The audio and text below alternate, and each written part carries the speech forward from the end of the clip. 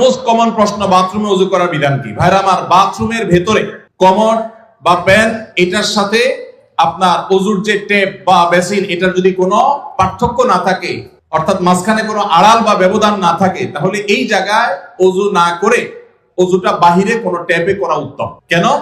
কারণ ওযুর একটা গুরুত্বপূর্ণ সুন্নাহ হলো বিসমিল্লাহ পাঠ করা। টয়লেটের মধ্যে বিসমিল্লাহ পাঠ করাটা মাকরুহ। টয়লেটে বিসমিল্লাহ পাঠ করা কি মাকরুহ? যেহেতু মাকরুহ, অতএব হয় আপনি বিসমিল্লাহ ছাড়া ওযু করবেন, তাহলে ওযুটা একটু ত্রুটিপূর্ণ হলো, আর না হলে বিসমিল্লাহ জোরে পড়বেন, তাহলে আপনি মাকরুহ করলেন। এজন্য বাথরুমের বাইরে বিসমিল্লাহ পড়ে ওযু করবেন। পা ধোয়াটা বেসিনে ধোয়ার ব্যবস্থা নাই, ভিতরে যায় ধুলেন, ব্যাস, তাহলে হয়ে গেল। আর যদি বাইরে কোনো বেসিন না থাকে, কোনো টেপ না থাকে, তাহলে টয়লেটের ভিতরেই ওযু করতে পারবেন, কিন্তু বিসমিল্লাহটা মনে মনে বলবেন। আর যদি নিজের বাসা হয়, তাহলে সেক্ষেত্রে মাঝখানে পার্টিশন দিয়ে দিলেন কমোড এবং ওযুর, অথবা আজকাল প্লাস্টিকের পর্দা পাওয়া যায়, সেগুলো দিয়ে দিলেন, তাহলে ইনশাআল্লাহ আপনার সেখানে বিসমিল্লাহ বলতে কোনো অসুবিধা নাই। টয়লেটের ভিতরের দিকেও ওযু করে, ওযু হয়ে যাবে, নামাজও হয়ে যাবে, কিন্তু উত্তম হলো বাহিরে করা।